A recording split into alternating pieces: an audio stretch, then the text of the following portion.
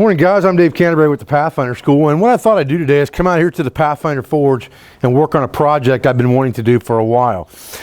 There is a very simple tool that you can manufacture just by bending some rebar called a holdfast. And that holdfast tool has been used since the 1700s for both woodworking and metalworking. And you can actually interchange this tool between a woodworking bench and an anvil. So I'm going to show you what one looks like real quick here. I've already made one and it's cooled down now. It's a very simple device that looks kind of like an upside down J or a modified 7, and it's got a flat lip on it here and a bend and then a straight angle here. And there's no angle really to this back part here. This is pretty well straight. And I decided to use rebar for this. Most of the guys I've seen making these, or the ones I've seen for sale, are made of round stock. And I decided to use rebar for the same reason I like rebar for squirrel cookers and things like that. Rebar, because it has the ridges on it, seems to have something to grip onto or grab things very easily. And I think it's going to grab my anvil better. So what I'm going to do now is I'm going to show you how it works on an anvil. Then I'm going to show you how to make one. And if you understand how it works on an anvil, it works exactly the same way on a woodworking bench. So the way this holdfast works is it just holds by friction. The hole that you're dropping it into needs to be larger in diameter than the post of this holdfast. And when I drop it down in here, it's going to touch this side and the opposite side in the bottom. Whether that's a round hole or a square hole doesn't really matter. I used rebar stock for this. I like rebar because it has ridges, and I think that gives it more gripping power depending on what I'm using it for. But I like it for squirrel cookers as an adjustment notch, and I like it for this as well. So what you would do is, let's say you were working on a knife blade. We'll use this file for example. We would set this on the anvil where we wanted it, and we would tap the holdfast. When we do that, it's now friction held in place, and the only thing that's going to move that is to tap the back and take it out of a bind. Because it's got some spring to it in this curved area here, it gets held by friction by tapping it down. And again, it will hold so well that you can move the entire anvil and it's not going to lose this workpiece.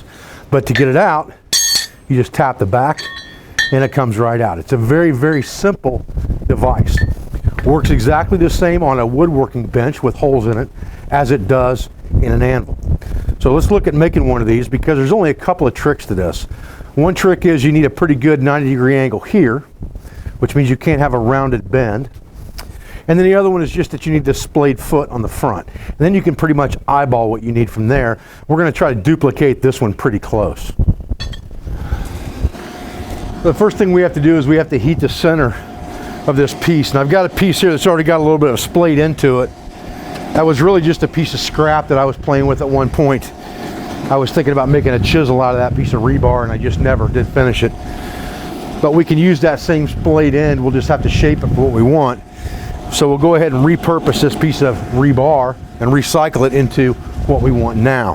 Another beauty of blacksmithing is you can take tools and make them one thing and then change them into something else if the need arises. Repurpose scrap tools and things like that to make whatever you need. Most of this scrap rebar is coming from scrap yards at scrap yard price. I can get 6 or 8 pieces of that size for $3. That makes for pretty cheap projects. I looked at holdfasts on the internet last night, and about the cheapest one I could find was $40 for a pair.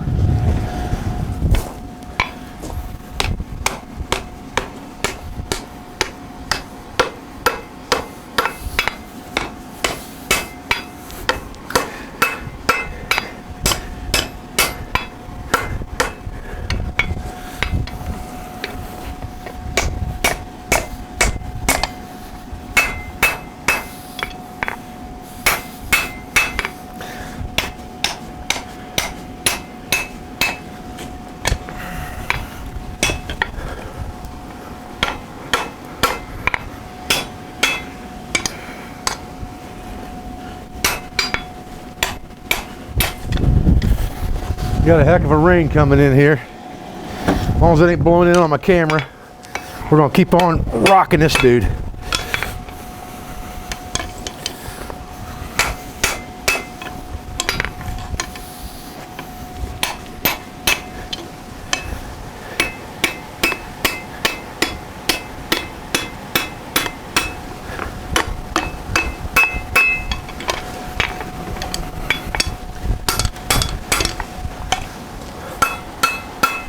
Now I think we're going to go ahead and cut that splayed end off of there. Heat that up, cut it off, just so that you can see the whole process. I think I've got this a little bit longer than I needed anyway. So if I chop that end off, it's not going to hurt anything. I'll be able to get a better pack on this corner too if I've got a blunt end right there.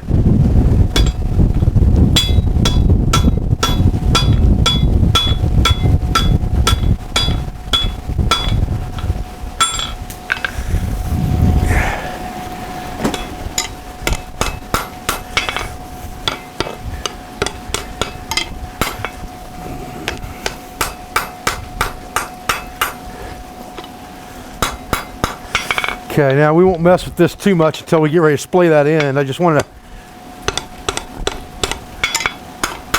flatten it out a little bit so I can beat on it here. I'm going to heat this corner back up again. Go back after that.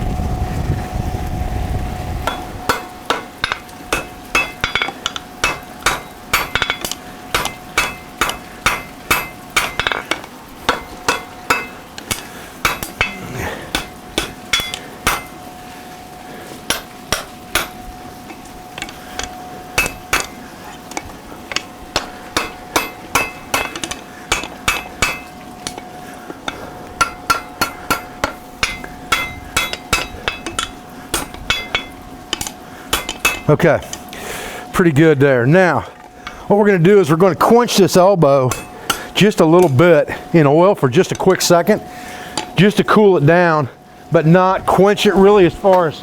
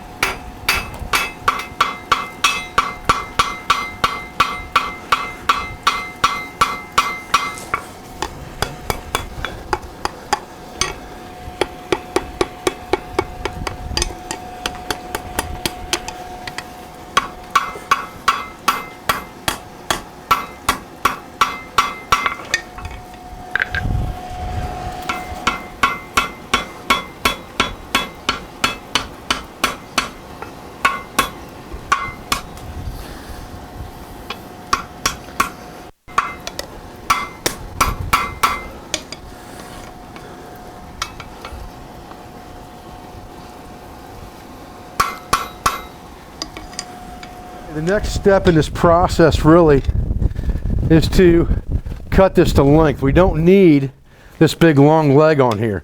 It only needs to be, you know, a little longer than the hole that you're putting it in to extend out the bottom. Now, I will say as a disclaimer, if you're going to use this on a wood workbench, you're probably going to want smooth material, not rebar, so that you're not tearing off chunks of your workbench when you beat this thing in and out. But for metal, I love the way these lock in place. So now we just need to cut this off, and we can judge it with this anvil, even though it's not made for this anvil, about where we need to cut it off at.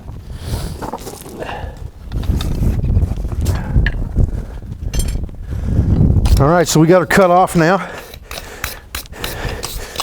Pounded down and drawn out just a little bit in case you want to use it on a wood bench, but it'll work on our anvil as well. We'll let this thing cool down. We'll take it over to our anvil and give it a test. See how she works. Stay with me. Probably cooled down enough we can at least test it out and see how it's going to work.